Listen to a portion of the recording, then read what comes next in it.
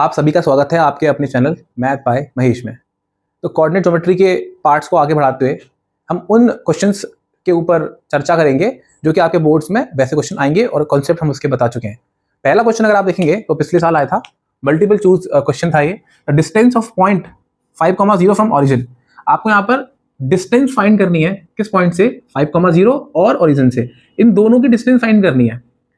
अब यहाँ पर अगर आप ध्यान से देखेंगे तो मैंने अगर एक पॉइंट मान लिया 5,0 और दूसरा पॉइंट ओरिजिन, आपको ये पता होना चाहिए ओरिजिन जिसको हिंदी में मूल बिंदु कहते हैं, उसके कोऑर्डिनेट्स क्या है, निर्देशांक क्या है। उसके निर्देशांक होते हैं 0,0।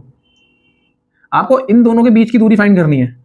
अगर आप इसको a मानते हैं, इसको b मानते हैं, तो डिस्टेंस फॉर्मूला उसके अकॉर्डिंग क्या था? डिस्टेंस फॉर्मूला अंडर रूट, अगर इसको मैं x1 मान लेता हूं, इसको x2 मान लेता हूं, इसको x1 मान लेता हूं, इसको y1 मान लेता हूं, इसको x2 मान लेता हूं, इसको y2 मान लेता हूं, तो फॉर्मूला होता था x2 minus x1, x2 minus x1 का whole square plus y2 minus y1 का whole square, y2 minus y1 का होल स्क्वायर।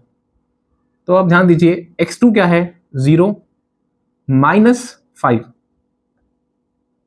ये पूरा अंडर रूट में है, प्लस y2 क्या है? 0 माइनस 0 का होल स्क्वायर। अगर आप इसको आगे सॉल्व करते हैं तो आप देखते हैं अंडर रूट में 0 माइनस 5 माइनस का 5 का स्क्वायर प्लस 0 माइनस 0 0, तो 0 का स्क्वायर तो 0 हो गया। इसका अगर आप आंसर देखें तो माइनस के 5 का स्क्वायर आएगा 25 में आप 0 करेंगे तो 0 ही आया। आंसर है अंडर रूट 25। अब अंडर रूट 25 बराबर 5 होता है। कैसे? आपको पता है, आप अगर 5 1 सा 5, अब ये इसका पेयर बन गया, इसलिए 5 अंडर 5, 25 की वैल्यू 5 है। और आपने जैसे इसका आंसर 5 टिक किया, आपको 1 मार्क मिल गया। तो इतना इजी है ये, जो हमने पहले भी बात करी थी डिस्टेंस फॉर्मूला की, उससे आप इसको कर सकते हैं और ये बोर्ड में आया हुआ है। अब नेक्स्ट क्वेश्चन है, और इससे पहले जितने भी मैंने कॉन्सेप्ट आपको बताए हैं, उन कॉन्सेप्ट से बाहर कोऑर्डिनेट ज्योमेट्री, निर्देशांक ज्यामिति में एक भी क्वेश्चन बोर्ड का आना ही नहीं है। इस बात का दावा मैं करता हूं।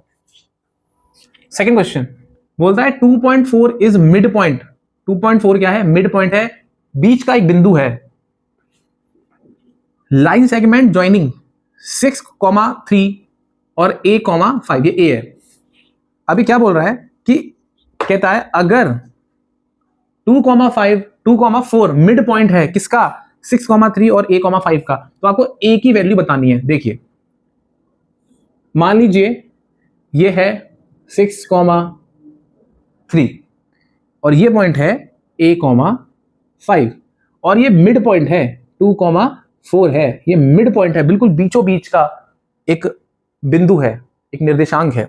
इसको आपने मान लिया a, इसको मान लिया आपने b। कभी भी अगर ऐसा क्वेश्चन आ जाए मिड पॉइंट वाला, तो मिड पॉइंट और आपको बोलता है a की वैल्यू फाइंड करिए, तो हम इसको एक चीज बताते हैं आपको। इसका एक रिलेशन होता है, और वो रिलेशन कैसा है? अगर ये बोलता है कि ये कोऑर्डिनेट है, ये x1 है, ये y1 है, ये x2 है, ये y2 है, और ये मान लीजिए x है और ये मान लीजिए y है, और बोलते हैं कि x और y मिड पॉइंट है, तो आपको जो सेक्शन फॉर्मूला इससे पहले बताया गया था, तो सेक्शन फॉर्मूला में अगर मिड पॉइंट है, मतलब अगर ये 2 की डिस्टेंस होगी, ये पूरी डिस्टेंस 2 की है, तो ये 1 और ये 1, ठीक है। और अगर आप यहाँ पे x की वैल्यू निकालना चाहेंगे तो 1 into x2 plus 1 into x1 upon 1 plus 1। अगर इसको सॉल्व करेंगे तो ये आ जाता है x2 प्लस, हमने कुछ गलती कर दी यहाँ पे, यहाँ x1 आएगा यहाँ पे ना, 1 इंटू x1 अपॉन 2। तो x की वैल्यू क्या हो गई? x2 plus x1। मतलब अगर आपको मिड पॉइंट दिए हुए हैं, अगर बोल रहा है कि ये मिड पॉइंट है, तो आपको x1 और x2 का कोऑर्डिनेट जोड़ के बस 2 से डिवाइड करना है, तो x की वैल्यू आ जाएगी। ऐसी y का होगा, y की वैल्यू क्या होगी? 1 into y2, 1 into y2 plus 1 into y1, 1 into y1 upon 1 plus 1, 1 plus 1। क्या है आंसर? 1, ये हम दोबारा वही कर रहे हैं, 1 इंटू y1 आएगा, y2 प्लस y1 अपॉन 2। तो मिड पॉइंट का फॉर्मूला अगर हो गया, तो मिड पॉइंट का फॉर्मूला डायरेक्ट हो गया ये, कि अगर आपको कभी भी मिड पॉइंट फाइंड करना हो तो हो गया x बराबर x बराबर x1 प्लस x2 बाई 2 और y बराबर हो गया y बराबर हो गया y2 प्लस y1 अपॉन 2। ये मिड पॉइंट फॉर्मूले हो गए, सेक्शन फॉर्मूले के थ्रू निकाल सकते थे। अब यहां पर देखिए आपको ही बोल रहा है कि 2 और 4 क्या है, मिड पॉइंट है इन दोनों के। इसका मतलब क्या हो गया, 2 बराबर a प्लस 6 अपॉन, अब क्योंकि मिड पॉइंट थे तो ये अपने ऑटोमेटिकली 2 आ जाएगा और आपको a की वैल्यू ही फाइंड करनी थी, तो आप करेंगे 2 का क्रॉस मल्टीप्लाई 2 से, तो 4 हो गया, 4 बराबर a प्लस 6 और 6 को इस तरफ ले जाएंगे, नंबर एक तरफ, 4 माइनस 6 बराबर a, 4 माइनस 6 बराबर माइनस का 2 a, तो a की वैल्यू क्या आ गई, a की वैल्यू आ गई माइनस का 2। आपका ये रहा आंसर, और ये भी 1 नंबर का क्वेश्चन है जो कि बोर्ड में आया है, तो आपका 1 नंबर और फिर पक्का हो गया यहाँ पे। अब इसके बाद एक नेक्स्ट क्वेश्चन करते हैं जो कि एक अच्छा क्वेश्चन है, सेक्शन फॉर्मूले के ऊपर बेस्ड है और जो कि 1 नंबर का नहीं है, उससे ज्यादा 3 नंबर का है। Find the coordinate of the points of try section of a line segment joining 5,3 and 4,5। मतलब आपको कोऑर्डिनेट फाइंड करने हैं ट्राई सेक्शन के, 3 भागों में बांटा हुआ है लाइन सेगमेंट को, जिसके जॉइनिंग पॉइंट 5,3 एंड 4,5 है, मतलब 5,3 और 4,5 ये जॉइनिंग पॉइंट्स हैं। मान लीजिए ए है, ये बी है, इसको 3 भागों में बांट दिया है, 1, 2 और 3। इसको देते हैं 1, 2 और 3। अब मान लीजिए ये पॉइंट सी है, ये पॉइंट डी है, इसके कोऑर्डिनेट हैं x1 y1, इसके कोऑर्डिनेट हैं x2 y2।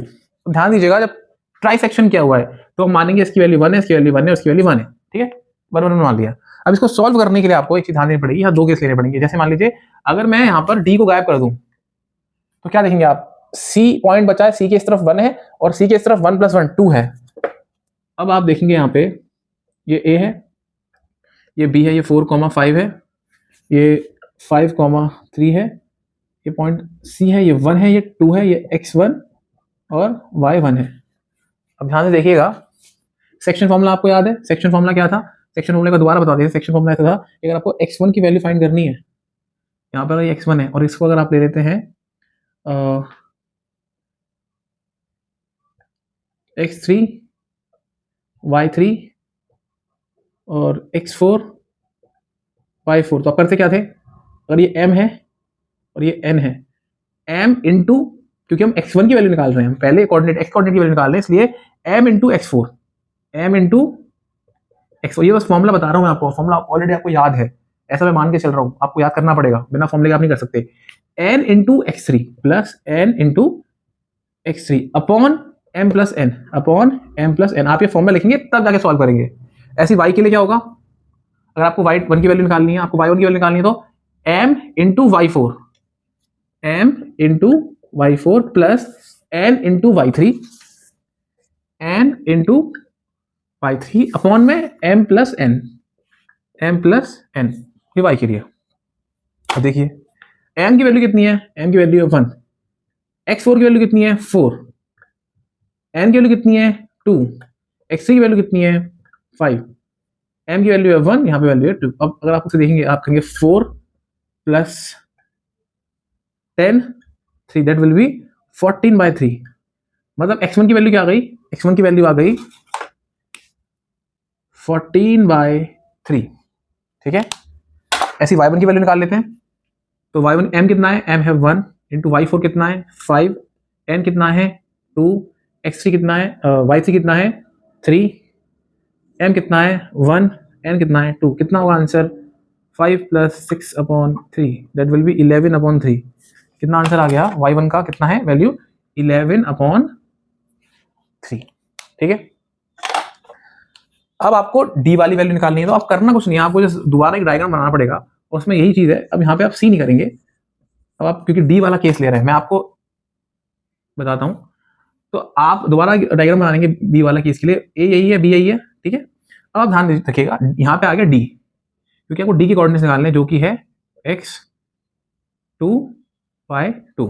लेकिन ध्यान दीजिए d के इस तरफ कितना है, d के राइट हैंड साइड की तरफ 1 है और d के लेफ्ट हैंड साइड की तरफ 1 और 1 2, तो ये यहाँ पे इसका जो रेशियो, जिस रेशियो में d पॉइंट ने डिवाइड किया है वो अलग हो गया, ये 2:1 है, पहले वाले में 1:2 था, ठीक है। अभी देखिए अब क्या होगा, अब फॉर्मूले वही हैं।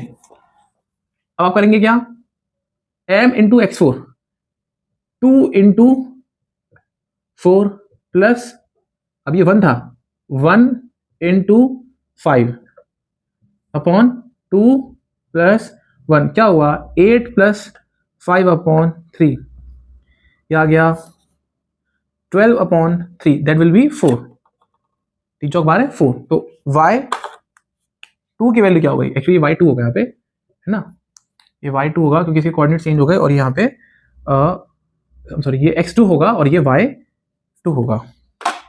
तो कितनी वैल्यू आ गई y2 की वैल्यू आ गई, x2 की वैल्यू आ गई 4, ठीक है, x2 की वैल्यू 4 है। अब जैसे y2 की वैल्यू निकालनी है, तो y2 में m की वैल्यू कितनी है, m की वैल्यू है 2, y4 की वैल्यू कितनी है 5, n की वैल्यू कितनी है, n की वैल्यू 1, y3 की वैल्यू कितनी है 3, अपॉन m की वैल्यू कितनी है 2, और इसकी वैल्यू कितनी है, n की वैल्यू 1।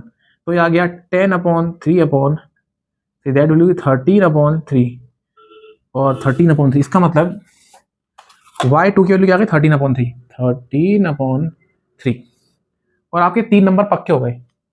आपने बता दिया कि x2 y2 जो कोऑर्डिनेट है उसका वैल्यू है 4,13/3, ऐसे ही x1 और y1 का जो वैल्यू था 14/3 यानी 11/3 है। और आपने इस तरीके से इसको सॉल्व कर लिया। इस क्वेश्चन को दोबारा एक बार देखिएगा क्योंकि ये क्वेश्चन अच्छा क्वेश्चन है और बोर्ड्स में आ सकता है।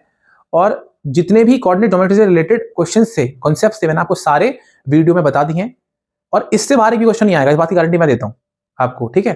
तो कोऑर्डिनेट ज्योमेट्री के इंपॉर्टेंट क्वेश्चन और सारे बेसिक चीज फिनिश हो गए हैं। अब हम नेक्स्ट चैप्टर स्टार्ट करेंगे इसके बाद। और आखिर तक देखने के लिए thank you very much. God bless you all.